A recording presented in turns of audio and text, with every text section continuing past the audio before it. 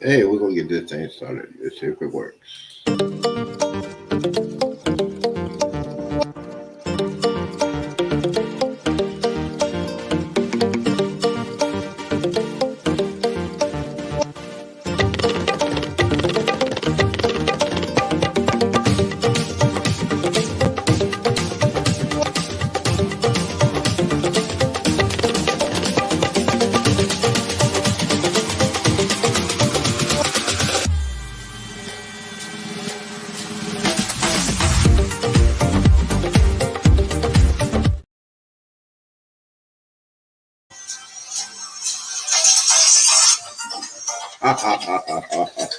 Sorry about that. I had to put that on there. I forgot to turn it off. Yeah. Good afternoon, content creators. Good morning, good afternoon, and good evening. And welcome to the show. Welcome to the Z's Tech Show. This is the show talking about tech issues, tech what you got for your Black Friday and Cyber Monday. We're going to talk about some tech tips.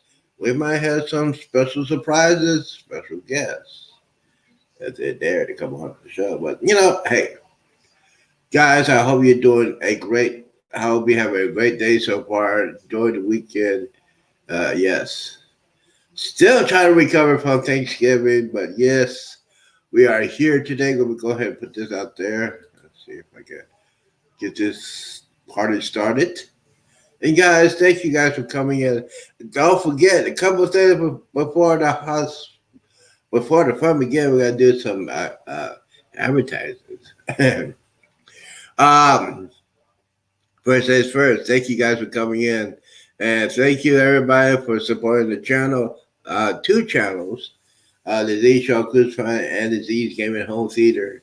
Yes, because today it's talking about tech.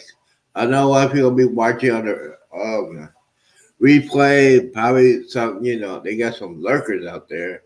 I hope you guys are watching. I hope you guys have a great day. Yes, it's a weekend of football. It's a weekend of college football, college basketball.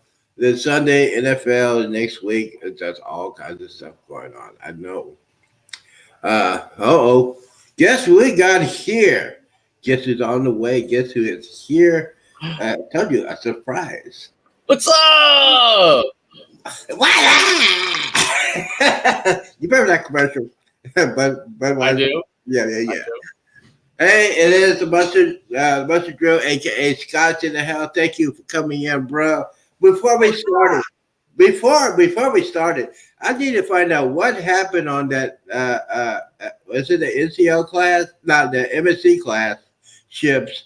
I know you had some issues with the electronics and Wi-Fi. So how was the Wi-Fi issues on that?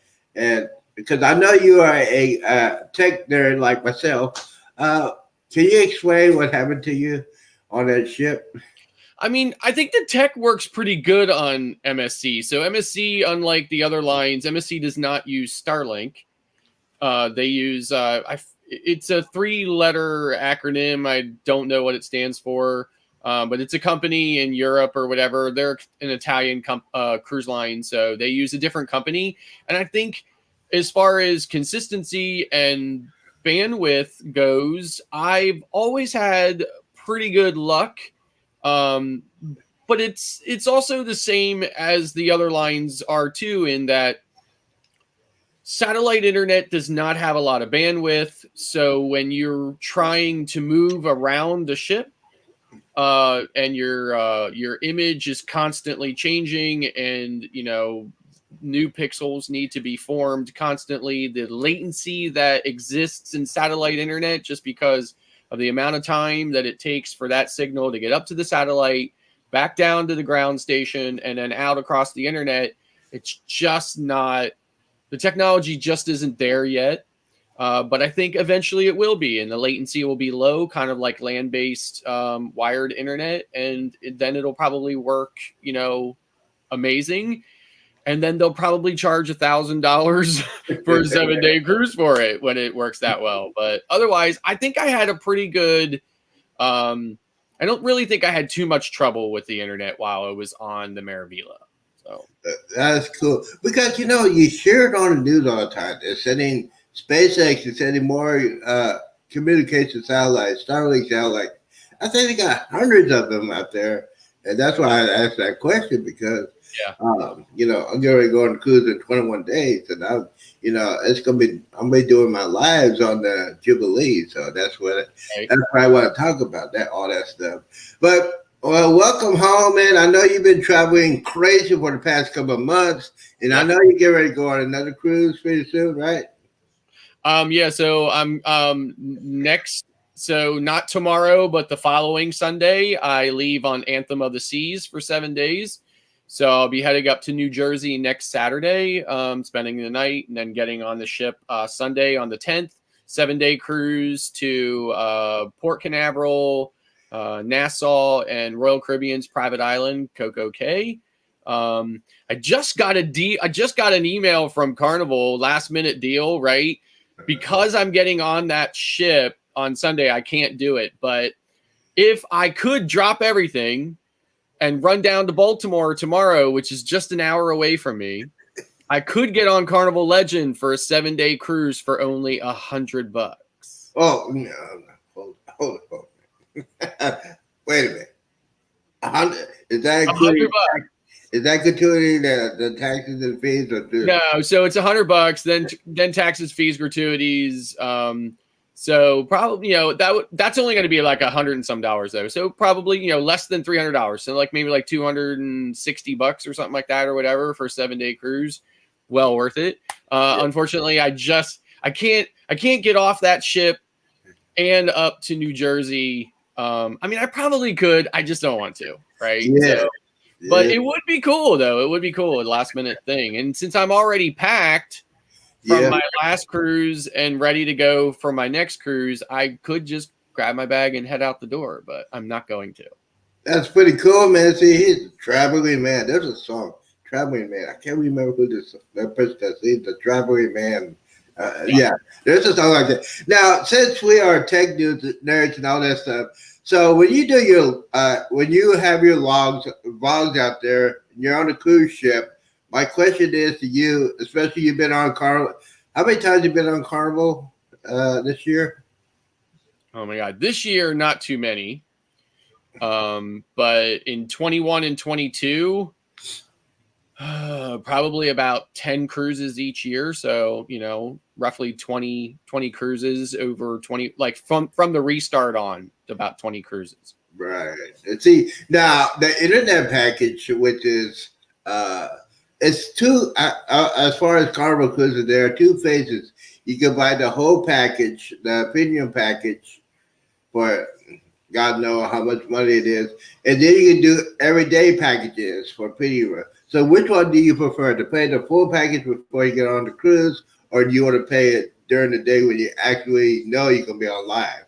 Yeah, so I definitely prepay for the full package, the premium internet package, before I get on. I actually just got an email from Carnival saying that they're raising the internet package prices as of December 8th. Mm-hmm. So I had to email a bunch of clients that I have who are going to be on Carnival cruises in the spring of 2024 and tell them, if you even think you might be buying the internet on that cruise, buy it now before the price goes up. Yes, I saw that. I saw they're going to raise the prices on that. Now, speaking of internet on the cruise ship, now there are storage that you can use one device. There are storage that you can use. Not you can use as many as you want, but you can use one at a time. My question is to you: if I'm doing this, I'm going to use my internet for my phone to do live, and then I'm going to transfer it to my Chromebook or my laptop to do the editing stuff. Is that true? Does that work? Yeah. So on MSC, MSC is the only cruise line that I know of that you can't log out of one device and into another device and share that internet connection on devices. MSC, once you log in on a device, doesn't matter which device it is, once you log in, it records the unique MAC address of that computer's Wi-Fi adapter, and you you can log out, but you can't log in on another device. It locks it in, and you're stuck. So I always tell people, make sure that it's the device, like, your primary phone or whatever, that you're going to be carrying it around, because you're going to want to use the app to check on, different things happening. So what I've been doing on MSC, and then it's working so well for me on MSC that I just do it now no matter what line I'm on. So what I do here is, on my phone, I swipe down, I go into settings. So I go into the settings there, and I go into connections. And then down at the bottom there, now this is an Android phone, so I'm sure there's a similar way to do it on iOS, but I go into mobile hotspot and tethering. And then what you can see here, it's ghosted out. It's grayed out right now because there's no USB cable plugged in, but I plug a USB cable into my phone and the other end into my laptop, and then this USB tethering option becomes available, and then I slide that switch over. And then what it does is it shares the internet connection on this with my laptop via the USB cable. So I never have to log out and log back in. And when I'm done using the internet on my laptop, all I do is pull the cable, and I'm still connected here on the phone. Okay. So, yes, that's how I've been doing it. And then what I've also been doing is, when I have that all connected up, Windows 11 has a hotspot option in it. So because I'm not using the Wi-Fi on my phone or on my laptop, because I'm using a USB cable, the Wi-Fi adapter is available to be used on my laptop. So then I turn the Windows hotspot on, and then I can connect as many devices as I want to the Windows hotspot in my room. So if I have a second phone or tablet, or if somebody's traveling with me and wants to share the internet connection, they can use the internet connection as long as they're in the room there close to my laptop, and they just get a normal Wi-Fi signal from a laptop, and they can share it. And it's been working out really, really well for me. So right. See, that's what I'm planning to do, to use my phone or use my Chromebook to do lives for the first day. Or on the Jubilee, I'm probably using the Wi-Fi on there on my phone, because we haven't left dock yet. So, and then just do the live stay-away party or whatever. But especially for people that want to do live stay-away parties, what advice do you have for that? And I mean, as far as the copyright stuff and all that good stuff, that's tough, right? So this is what I would say. If your channel is not monetized yet, then don't worry about it, because you're not, it doesn't matter if you get the copyright strike, okay, it at least isn't going to, so typically what will happen is, when you get the copyright, there's a copyright strike, and then there's just a copyright notice, right? So if it's a strike, YouTube's going to make you either take the video down or replace the music. But usually, like, the music that they're playing during the sail away party on a Carnival cruise or whatever, it's not going to be a strike. It's just going to be a notice. So, and if you're not monetized, then it doesn't matter, because, you can just leave it up there, because it doesn't matter that they're taking away the revenue from any of the views on you're still going to get views. They're just going to give any ad revenue that is generated as a result of those views to the original music owner. But otherwise, you can keep your video up there.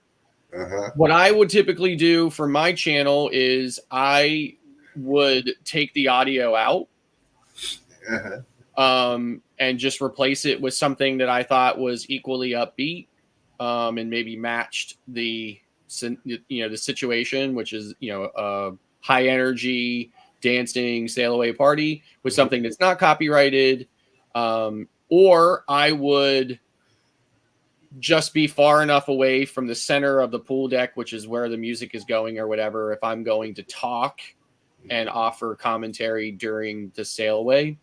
The other thing you want to keep in mind too is there's at least 3,000 people on that ship, if not more. And if from the port, there's going to be other ships right there at that point as well. the cellular tower that you're going to be connected to at that point to try to go live from is going to be slammed heavily, and you're going to have a very difficult time sending out a decent live stream. So, I mean, I'm not saying don't do it. I'm just saying keep in mind that it's probably not going to look very nice, or it's going to have a lot of issues with it. Yeah. Maybe instead just vlog it. Put it out as a vlog later.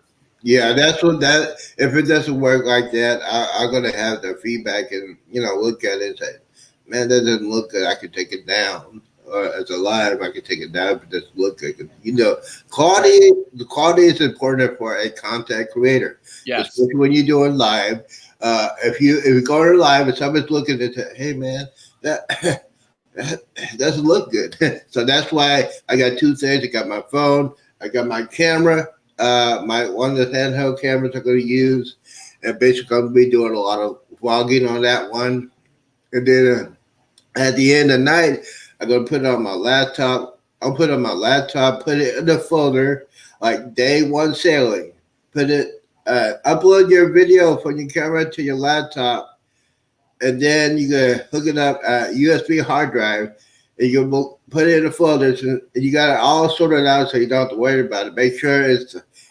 Make sure all your videos of that day is connected to your hard drive before you delete it, because it'd be sad if you don't do that and you lose just about everything. You'd be very, very upset. Yeah, it's one of those things you just got to do, especially when you especially for the Carnival Jubilee. I want to get my theory. My feeling is I want to be the first one on there.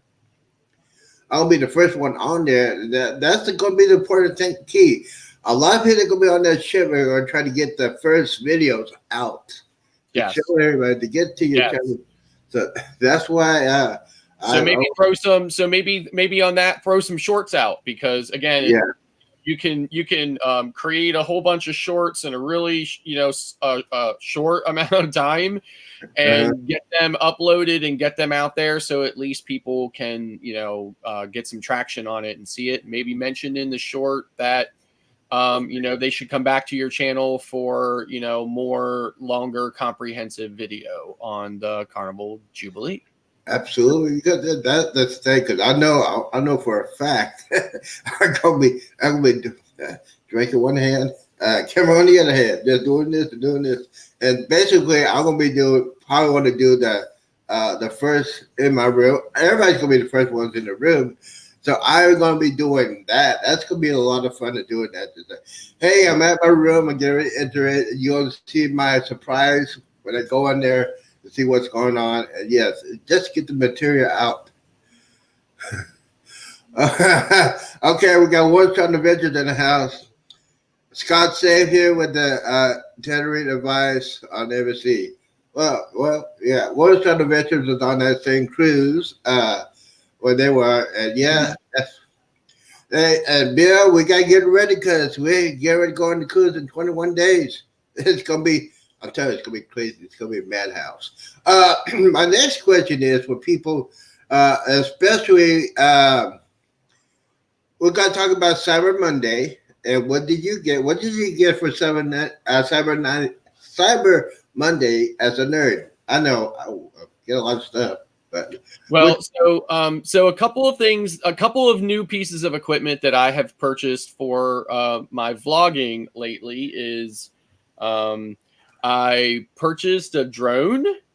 Oh, so I actually purchased two drones, right? So this drone here is the DJI Mini 4 Pro, right? It's the latest DJI drone. So as you can see here, it's very small, very compact, and and it folds open here. It's still, even when it's folded open, it's still very small. It's got a 4K camera on it. It's got all kinds of like obstacle avoidance and everything else. It's got these obstacle avoidance sensors on the top, on the forward here. It's got them on the back. It's got them on the bottom. And what's cool about this camera is that one button on the remote and the camera will actually turn from landscape to portrait so that you can get, a 9:16 video content natively without taking a 16:9 and cropping it. Wow. So it's a really great little drone. And because it's so lightweight, it doesn't even require a license to fly or anything else. Now, obviously, when you're traveling outside the U.S., you have to obey whatever laws are local. So, in some countries, won't want you to be flying a drone. So you might have difficulty doing that. But I purchased that as one option. I also purchased this drone here. This drone here is the DJI Avata. And what this is called an FPV drone. So what an FPV drone is stands for first person video. So basically, this thing is highly maneuverable. It will travel at a top speed of 87 miles per hour. Oh. And as you can see here, all the props are encapsulated and protected. You could fly this into a tree at 50 miles per hour and it would still be fine. And what this drone is meant for is action cinema photography. So this thing will fly. If you ever see these videos on YouTube of drones flying through like old abandoned factories and warehouses, they're traveling very fast. They'll turn on a dime. They'll do complete total loops and everything else. That is this type of drone. So this will get you very low to the ground, very fast action scenery. So I'm hoping to have some of that kind of, some of that kind of B-roll footage in my upcoming vlogs, should I ever decide to release them. The only kind of downside about flying an FPV drone is you can only fly it using goggles. Oh, so wow. You can't fly it with, like a controller with a screen on it that you can, just kind of look down at. You have to fly it with these goggles. And when you have these goggles on, your perspective changes entirely, and you need a lot of extra training to fly one of these. So I've been practicing. Unfortunately, I hate the cold. I have to be outside to practice, and it hasn't been very warm up here. So I don't know how much practice I'm going to get with that. And then the last thing that I purchased that I don't actually have yet, it's coming in the mail. And it was Bill from Warmstrong Adventures that kind of sealed the deal for me on that one. Was I purchased the DJI Osmo Pocket 3 video camera. For doing some of my vlogs and stuff. So Bill and I had talked about it. He uses, I think, the 1 or the 2 to do his vlogs. He really likes the camera a lot. And I liked it too. And it's very small and very compact. I think the thing that got me was on my last cruise on the MSC Maravilla, our very last port, which was Nassau. I decided to go and walk into Nassau, into places in Nassau that I've never been before. And I normally vlog on my phone with an external Rode mic plugged into my phone. But unfortunately, my phone requires a USB-C to headphone jack adapter. And sometimes, so when I hit record on my phone, I will get a message up here for about 5 seconds that says audio is being recorded through the USB. Yeah. And that's how I know it's rolling and that it's actually working. I was getting that message the entire time that I was vlogging, but when I went back to review my footage, none of my audio actually got picked up because the cable was plugged in enough for the phone to recognize it, but not enough for it to actually use the mic. Ooh. And all of my vlog footage from that day is useless. Ooh, gone. Man. I can't use it. I'm actually very upset. And I said, okay, you know what? I love vlogging with my cell phone, and I still may vlog with my cell phone, but I need to actually vlog with something else that maybe is a little less susceptible to that kind of issue. Because again, I only get one shot to vlog and I can't go back and fix it. So, I purchased the DJI Osmo Pocket 3, and I'm currently waiting for it to be shipped.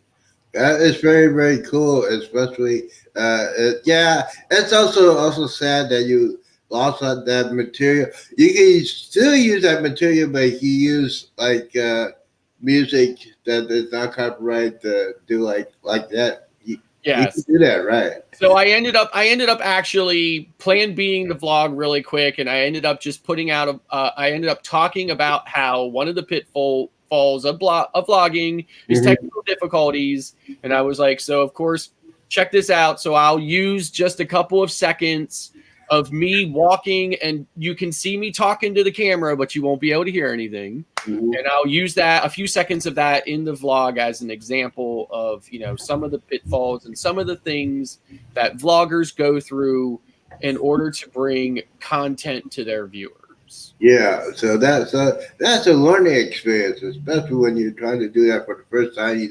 Hey, let me go ahead and try it. If it doesn't work, if it works, it works. If it doesn't work, you can still put it out there and just say, "Hey, I tried it out. It did not work." You gotta make sure it works before you even do that. So that's a good thing you do. It's a teaching tool, video for that.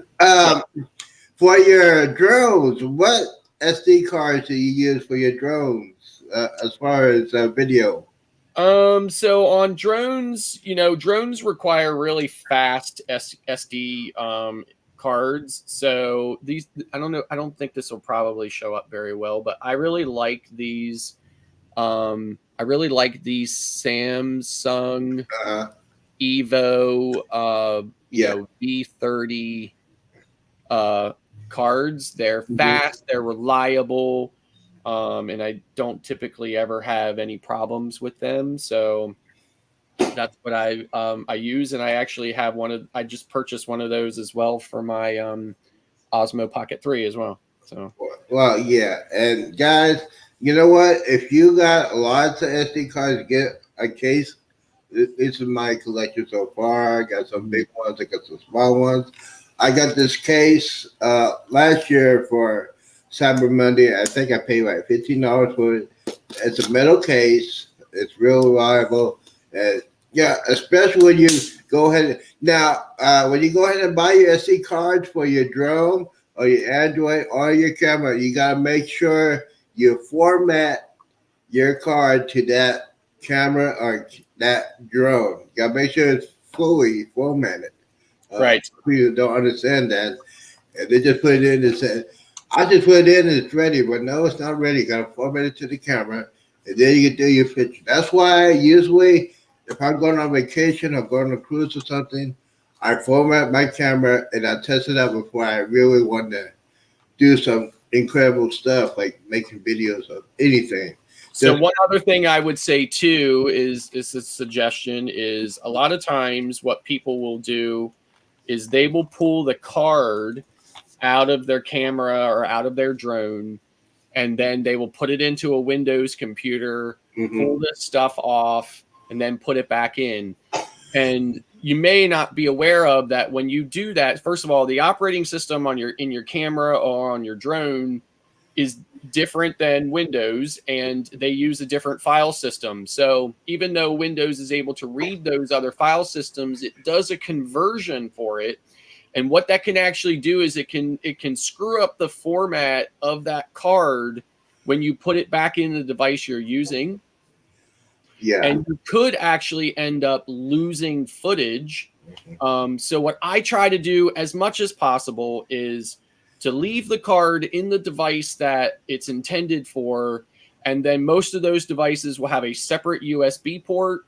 I will plug a USB cable into that and then into my computer and offload the footage that way. Right, absolutely. And basically, that's what I'm going to plan on doing when at the end of the night before I go to bed on the cruise, I'm going to uplink my cameras to my laptop. Make sure it'll say, "Do you want to proceed uploading your videos?" I'll say yes. Let it upload completely, because there's people that just upload it. If it doesn't say upload completed, you need to check your videos on your camera. Make sure that all your videos, all your pictures on your camera onto your laptop. Put it in a folder. Make sure it's all that before you say delete your videos on your camera. Gotta make sure that is done, because there's a lot of people say they take beautiful videos and they premature disconnect the wire and they think it's done, and they lose all that stuff, and then they erase it, and then you're just screwed. So you gotta make sure. It says upload complete, and if you gotta do a double take or triple take to make sure all your stuff is in there, go ahead and do that. And yes, the USB hard drive that you personally carry, Yes. when Yes. you're now, it's USB 2 or USB 3, depends on the hard drive. What is the biggest hard drive you carry with you when you go on a cruise? 4 terabytes. Now, 4 terabytes. Now, you can use 4 terabytes. It's about half the size of my phone. Right. And it's about as thick as my phone, and it weighs about half as much as my phone. So it's very small and compact. But it's 4 terabytes. And that's 4 terabytes. Plenty. That's now, a lot of people don't understand. Now, I'm putting this on my playlist for Texas. There are people that do 720. There are people that do videos 720, 1080, and 4K. Can you explain what the difference between those three when it comes to your SD cards or hard drive space? I mean, obviously, the lower the resolution, the smaller the file size. So most people are going to probably film at either 1080. That's what most people are going to do. So that's full HD. I would say the minimum hard drive you should carry with you is, if you're going to just be doing like 1080 files, I would say you could carry like a 512 megabyte drive with you. But price wise, it probably wouldn't cost you anything more to buy a 1 terabyte drive. And that would be more than enough to store, probably thousands and thousands of 1080p video files. Mm-hmm. So, but now I film in 4K and 1080 sometimes, but mostly in 4K. And then what I also do is with all my new devices, I film in something, this is very technical and you don't need to really, know anything about it or understand it, but I film in something called D-Log. Mm-hmm. And basically what D-Log is to video is what RAW is to pictures. And basically what it does is when you take a picture with your phone or any camera and stuff like that, there is some color correction being applied by the phone or the camera's internal intelligence. It recognizes green and different colors and stuff, and it tries to represent those colors in your image. So what D-Log does and what RAW does is it basically captures all of the information necessary to make those changes to your pictures, but doesn't make the changes to your picture. It leaves it flat and dull and washed out like the sensor did itself, like the sensor captured that image or that video like in itself. It doesn't apply to that. What that allows you to do then is it allows you to go back and create the colors the way you want them to be. So if you saw something that was really lush and green in your mind and you remember it from that time and you really want to pump that green up, you can change just the green and not the other things. So it allows you to add some color correction or, maybe even some presets that you bought or whatever, and you can add that to it. And it just tends to make coloring of your video or your pictures stand out a little bit more, look a little bit nicer.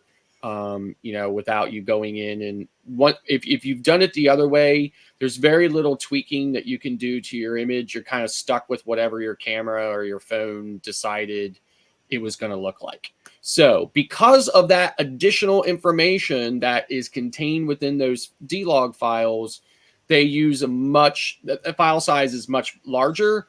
Mm-hmm. And as a result of that, I personally carry a much larger hard drive just because I don't want to run out of space. Yeah. I may forget when I get home and stuff like that. I could possibly forget to offload that footage to some of my storage at home. And then if I did and I left again for another cruise, I wouldn't want to find out that is already that device is full from my last cruise. I want to know that I have plenty of space on there to keep on going. So absolutely, and that's the worst case scenario. You go in there, just, hey, I want to get ready another cruise, and you forgot to upload your device at home, and you get ready to film. You look at your camera and says, "It's almost full. I didn't take it." Then you check it. Oh man, I forgot to put it on the other things. And the thing is, it's frustrating when you do that. Now, two more things, real quick. Editing software. Which one do you use, or which one do you recommend? I know you have an Android. Which one do you use for Android? And do you know any editing apps for Chromebook? Because I don't really do any editing on my phone, but if I do, I use CapCut. Mm-hmm. But I don't really do too much editing on my phone. I do all the editing on a computer, and I use Filmora. So Wondershare's Filmora. I really like Filmora, but many of the softwares are similar. I also do have a license and a copy of Adobe Premiere Pro. However, I don't use Adobe Premiere Pro very often because it's much more complicated than, in my opinion, it needs to be. It's way more complicated to use Filmora. And since Filmora is easy to use and I can get the exact same results from Filmora that I can from Premiere Pro, I just choose to use the easier software and leave it at that. So right. See, that's what I'm going to use. I like CapCut on my Android phone. I like it a lot. Now, I'm going to be getting into some deeper stuff with longer videos and stuff like that. Now, me and you have something in common. We love talking about NAS devices. And, and I am in the process of, when I get back from my cruise, to get a NAS device. Now, there is a lot of talk about as far as hard drives that you can pull in and out. Which one do you recommend? I think it's Western Digital, red and black. Can you tell me what the difference between the both of them when you're building up your NAS device? Yeah, so I use Western Digital, and I use the red drives just because the red drives are specifically engineered to be more durable, to last a little bit longer, but they're also because a NAS works way harder than your hard drive does in a computer. Not to mention the fact that these days, most computers have a solid state drive and not the older technology where the hard drive is spinning inside. So when those hard drives are spinning constantly, the red drives are just kind of manufactured with just more durable parts. And their read write times are faster, so that they just so that they can serve up that data, because they usually NASs are designed to, that stands for a network attached storage. So by its very design and nature, it's not connected directly to your computer. It's usually somewhere else in your house on your network, whether that be a wireless network or a wired network, whichever one. But it's somewhere else in your house, and you're accessing that data from a remote, not directly on your computer. So it needs to be faster. So they just tend to be manufactured. But and by that same token, they are also more expensive. Yeah, it is more expensive, but it keeps your, because if you're editing video, it takes a lot more hard drive space when you edit your video, Mhm. and you want to keep it. I don't keep my stuff on the cloud. I'm trying not to, but I Right. want to keep it in a personal space. And a NAS device works 24/7. So you gotta remember it's 24/7. It's less less electricity wise. I don't care about electric because I pay my bill Right. like it. But it is a 24-hour mini computer. Yes. And what's nice about a NAS too is, as you can see here, here's the device, here's the app on my phone. I can access my files that are on my NAS that are here in my house. I can access them from any device that has an internet connection from anywhere at any time. It's basically like your own personal cloud. Wow. Okay. I did not know that. So See, yeah, so if there's a file here at home and I'm like, oh, you know what? I really need that file for something here or whatever. I can just get in and get it and transfer it and be done. okay. Yeah. So it's that's my next project after I get back from the cruise to get it build me the ultimate NAS device. And can you explain to everybody that's probably watching this later on the backup system for the NAS device if one of those drives fails? It's called RAID, right? Yeah, so they're different. They're different levels of RAID. RAID 0 and RAID 1 are redundant, which means that uh, so you can take a NAS and set it up different RAIDs. So let's say I had two 2 terabyte drives. That would be 4 terabytes in total. I could put those in and set them up in such a way that it would look like one big piece of storage. So it would look like 4 terabytes. It would be two 2 terabyte drives. So it'd be 4 terabytes. You put it in there like that. But then what happens is that one of those drives fails. Any of the data that was on that drive is lost forever. You can't recover it. Mm-hmm. So I set mine up with RAID 0, which is a redundancy. So basically what it does is it mirrors the drives. So again, it's going to be half the storage capacity. It's going to be 2 terabytes instead of 4. But what happens is that the data is set up in a way that it's on both drives. And if one drive fails, I can pull that drive out and stick a replacement drive in, and the array will rebuild itself, moving all of that data over to the new drive, and I haven't lost anything ever. Yeah, so that's a key thing. That's what I wanted to do because because when especially when next year comes on, and I'm definitely will be going on the Icon class ship the next couple of years. I'm gonna have a lot more material. But here's the thing. Let me show you. I think I have now. I have a Amazon wish list on my community tab. So if you want to be my secret Santa, let me know. I got my list. I think I said that out there. Let me see. I think it's right here. That's why I'm looking at. Oh, let's see if I can put that right there. Let's see. See that now? That's what I'm gonna get. That's on my list right there. Uh-huh. It is. Let's see if I can go back. Is that a Synology? Is that what that is? No, it's let's see, it's a TerraMaster DS300C USB. Okay. Generation 1.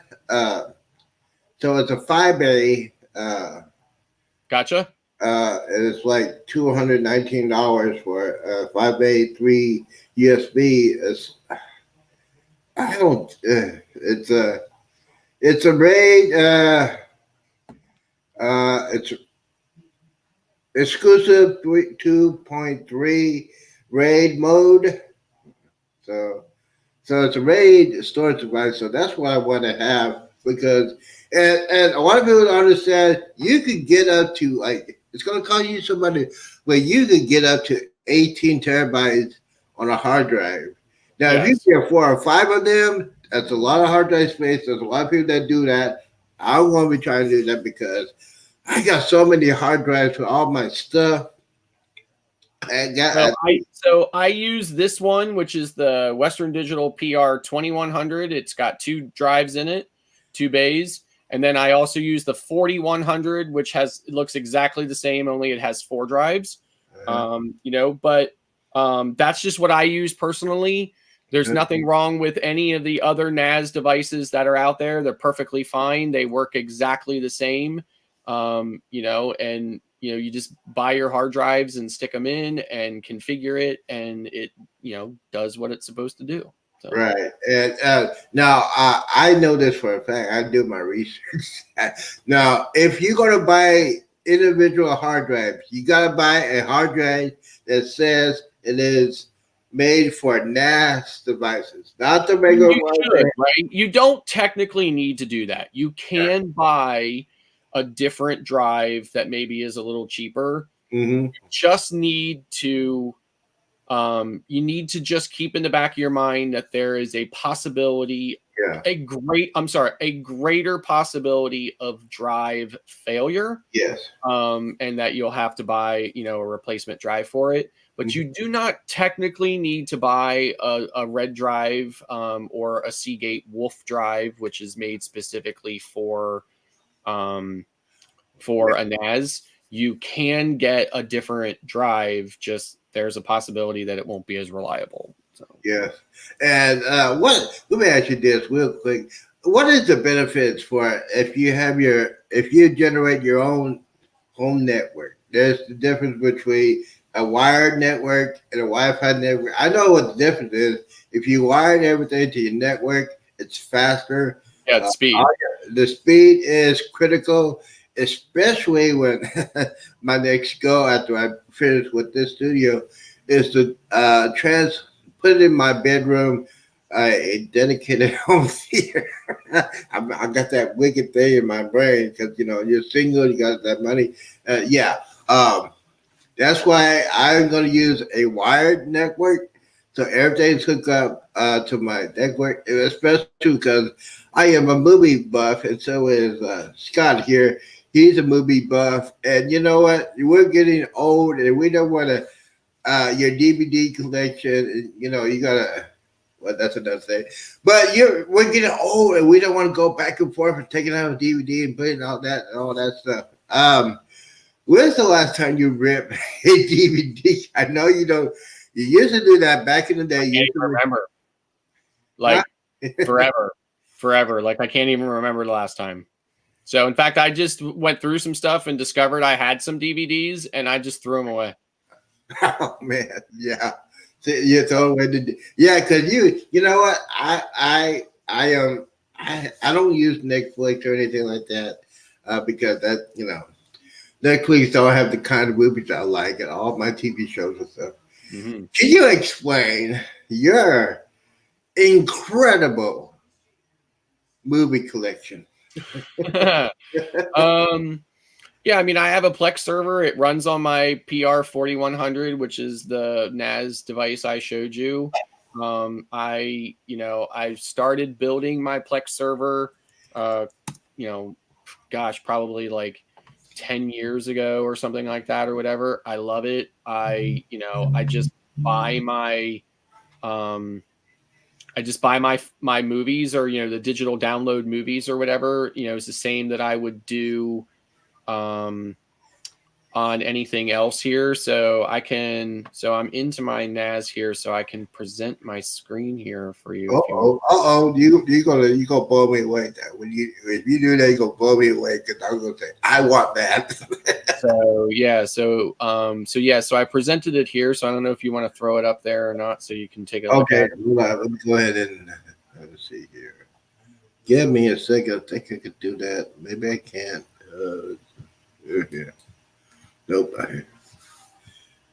See, there we go. Hold on. Give me a second. There we go. All right, here we go. I think it's up there. Yeah. So there you go. So that's my Plex server, right? So like this is my movie collection here. So as you can see, it categorizes all your movies.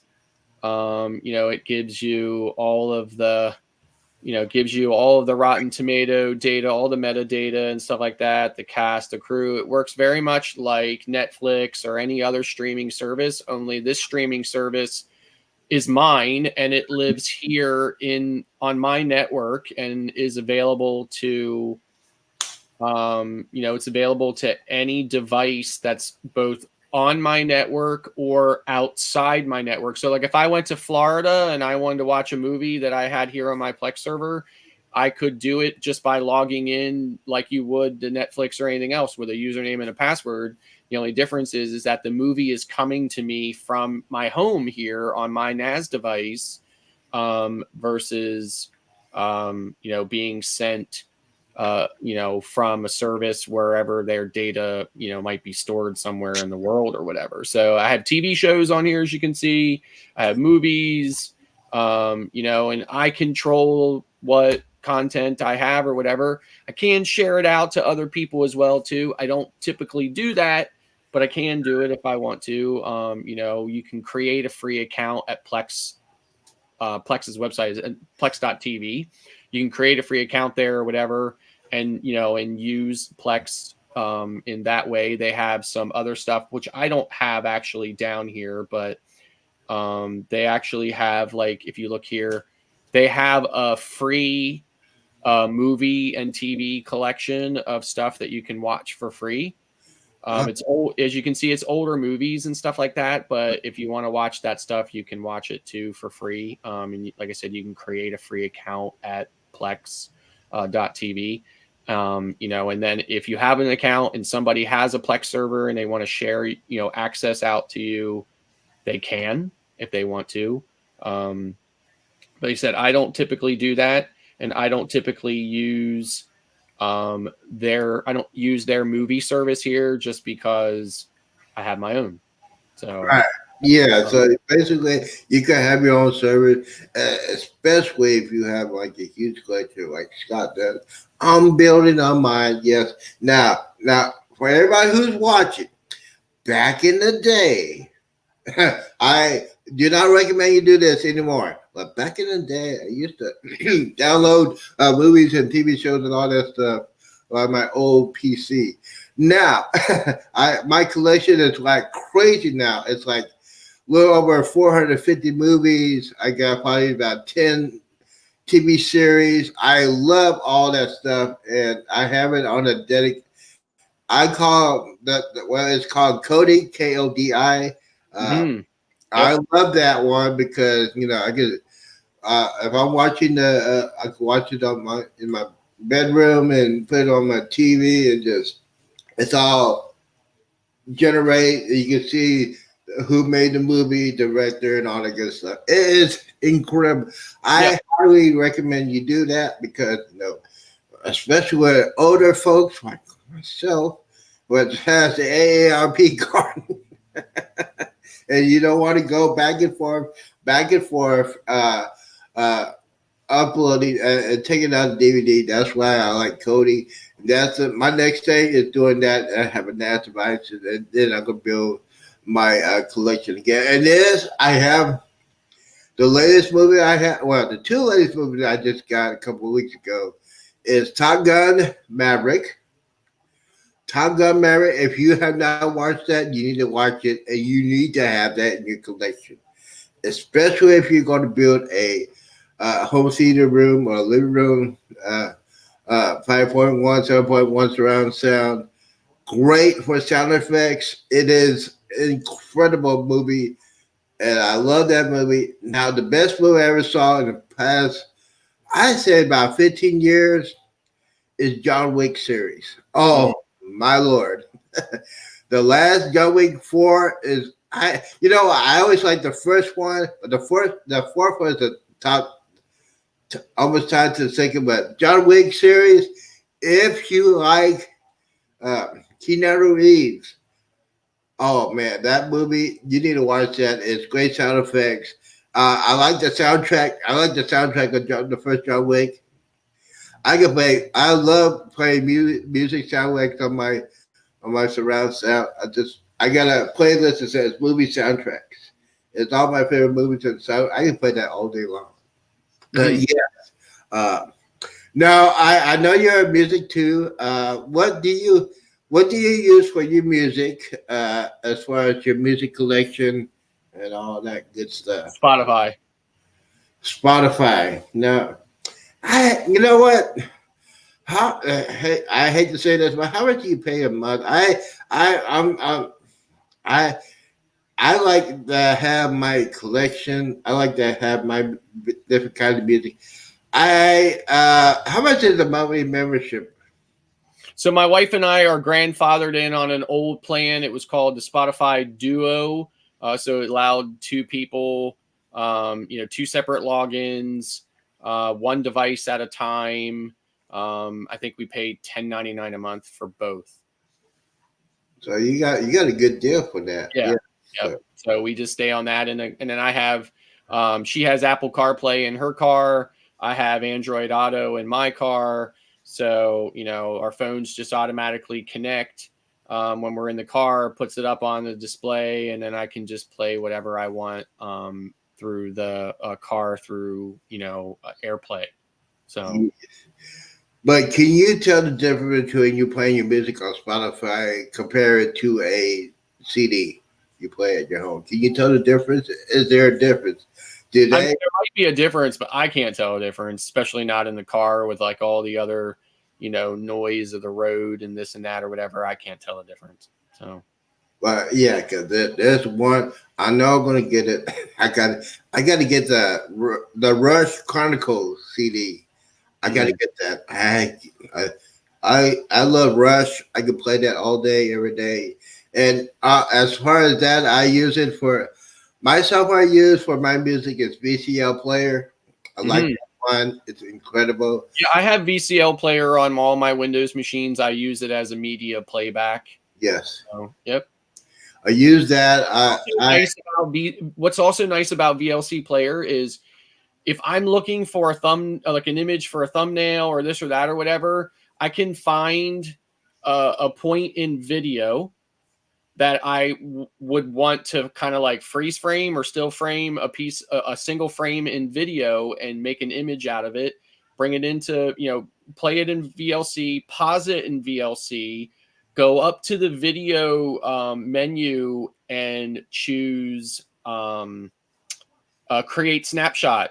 And it'll actually create a JPEG for me from that frame in video that I can then use in like a YouTube thumbnail or whatever. So that's what I really like VLC Player a lot. So yeah, I love it. I was using iTunes. I don't pay for that. I use the free one because I don't think I don't like. It might be cheap, but I don't like. I like to listen to my CDs, or I like the VLC player because especially if I now VLC, I can put it in my playlist. I have that all in my playlist, like different genres and stuff, different eras. Now I'm in. Yes, I am old. Okay, now I listen to techno. I'm sorry, I listen to techno. I listen to new age.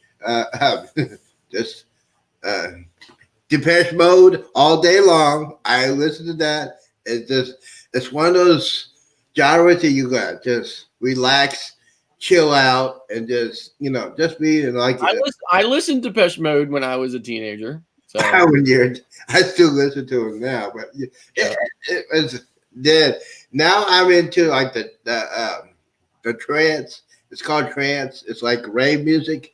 Yeah, rave music. I used to listen to rave music when I was younger too. So I'm 53 years old now, right? So it's not that, my tastes are just different these days. So yeah, because I listen to it because it's just high energy, and I must admit I went to a rave party a couple times, and it's just incredible. These young people just could dance for hours and hours, and I'm an old man. I said, man, I need to take a break. But yeah, the music is good. I like the ones with the instrumental. That's one that they do in European. And I listen to YouTube a lot of it, but they got too many commercials. Yeah. And I hate it. I hate that. Do you know anything about YouTube Premium? Do you? Other than it's overpriced? No. There's no ads? No, nothing else. I mean, I think I had a free trial to it once, but in my opinion, not worth the money. Can you download the music off of that? I think you can download anything. And plus, there's a lot of websites that will allow you to download YouTube content, whether you are a premium member or not.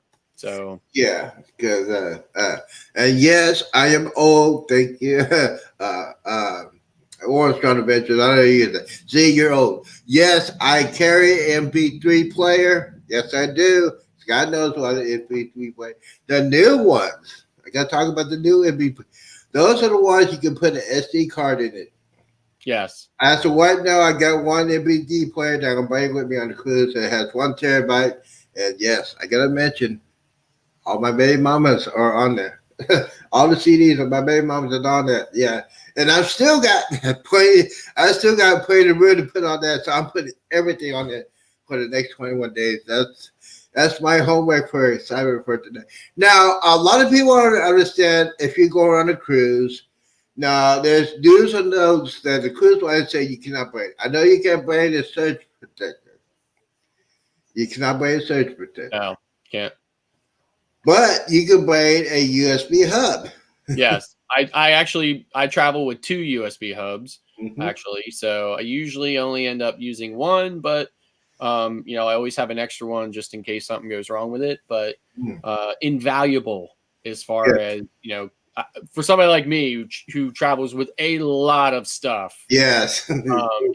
It's invaluable in keeping everything charged up and ready to go. So yeah, especially if you have children and you want their tablets to be charged up, or if you have like cameras, phones, right.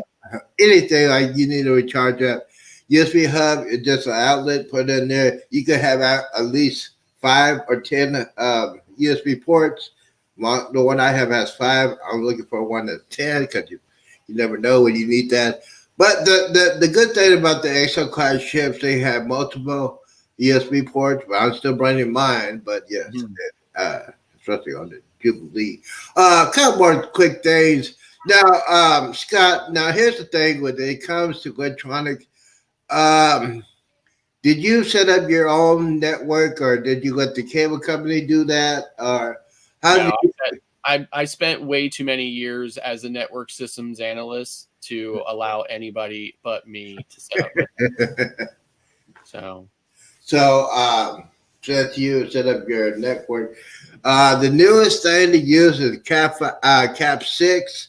Yes. Do you think they're going to be doing a Cat 7 since everything's getting faster and faster? I mean, possibly, but Cat 6e right now is the latest, and I'm actually using original Cat 5 in my house. So that's actually one of my new projects is to replace all the original Cat 5 in my house with Cat 6e.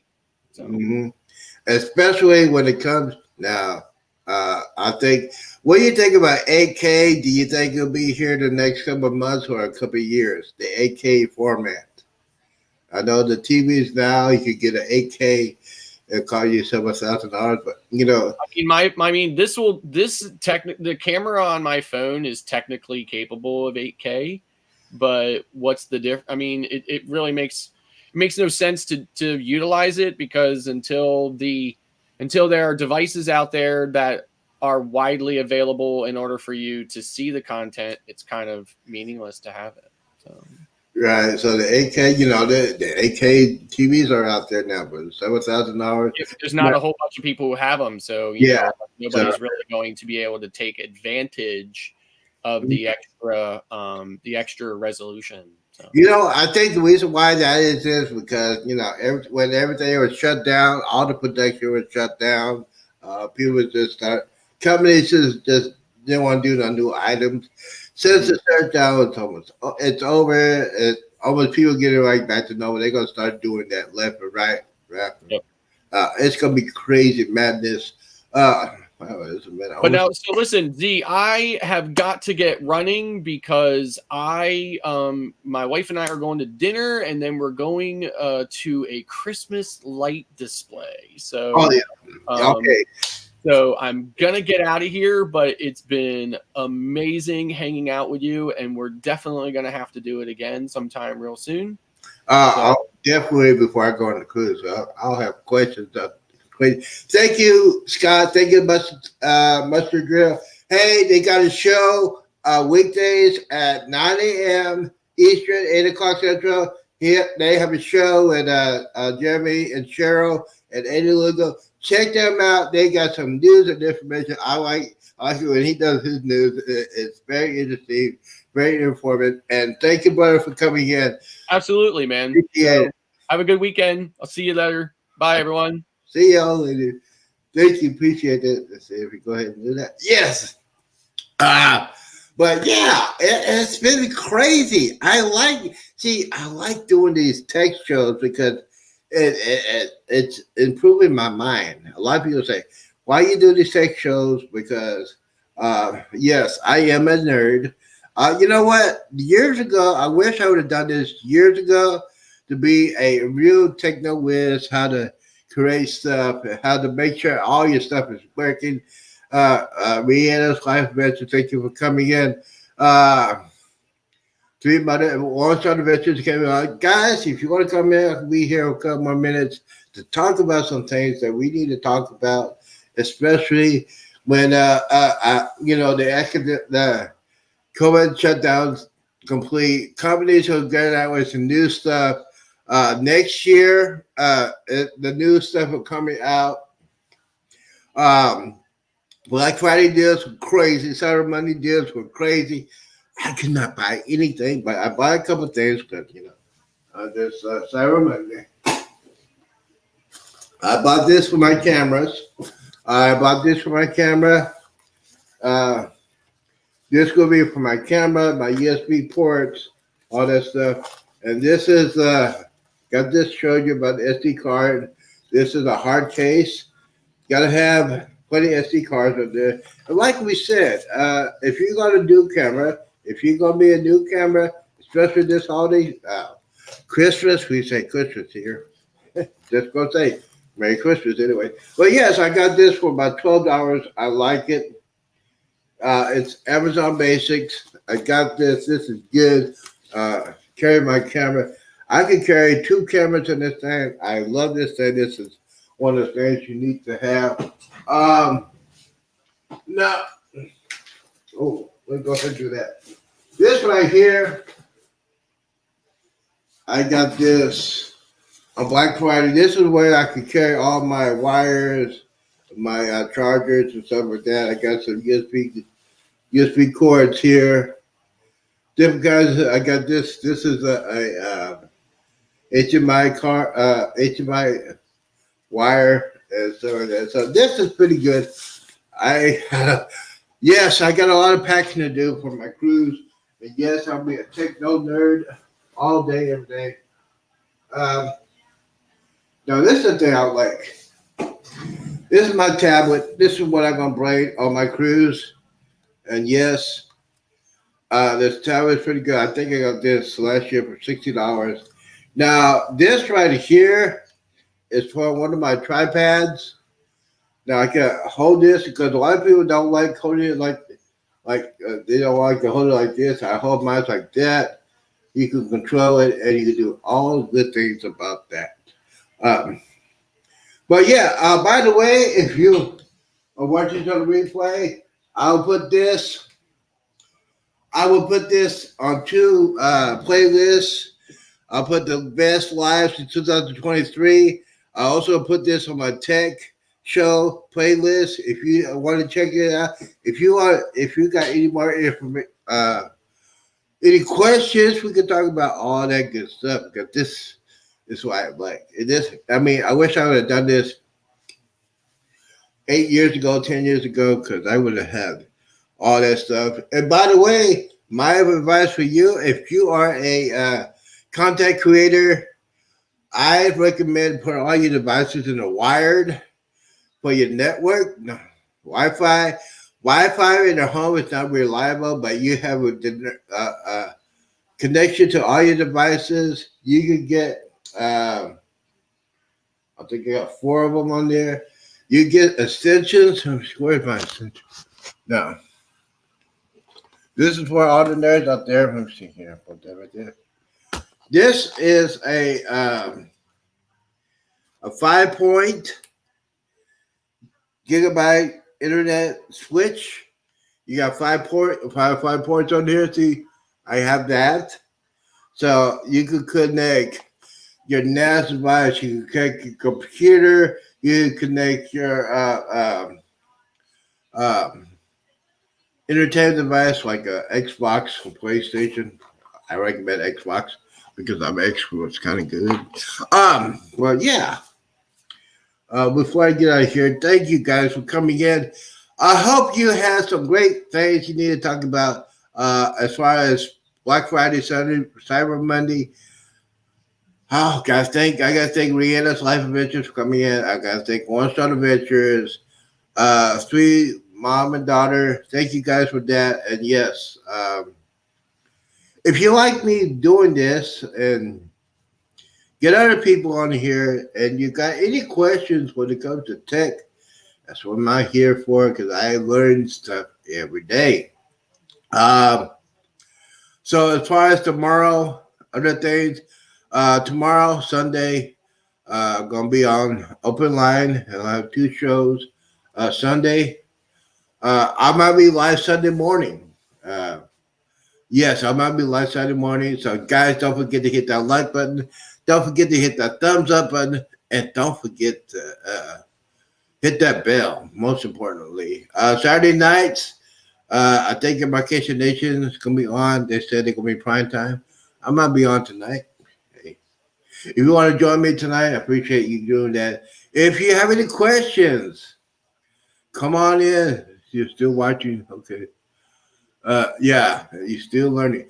It's very, very critical to learn what you're doing. And my advice for you, if you got some new camera equipment, if you got new camera equipment for Cyber Monday or Black Friday, and you get ready to go on vacation for your Christmas vacation, test it out before you go on the cruise or test it out before you go on the plane. Don't forget to put your SD cards in format mode for your camera or your favorite devices. And let me see what else we got. Do it here. Let me see here. We'll go back over here and let me see. I think I got my outro ready. Yeah. Yeah. Okay. I'll use that one. But yes, by the way, the Karma Jubilee, a matter of days, the shipyard will begin control of the Karma cruise. The Jubilee is on its way. And I got 21 days. To one of the great schools of all time. You're going to see some video. You're going to see some content. You're going to see my reaction getting into a room. You're going to see my action for the Segway party. You're going to see reactions of Shaq's Chicken, Guy's Burgers, the Steakhouse. It's going to be fun. All right, here we go. We get ready to get out of here. But you know what? Before I get out of here, I got to thank everybody for coming in. Guys, be safe out here. Please do not drink and drive. Do not hang around the knuckleheads and do it. Always, always, always drink responsibly.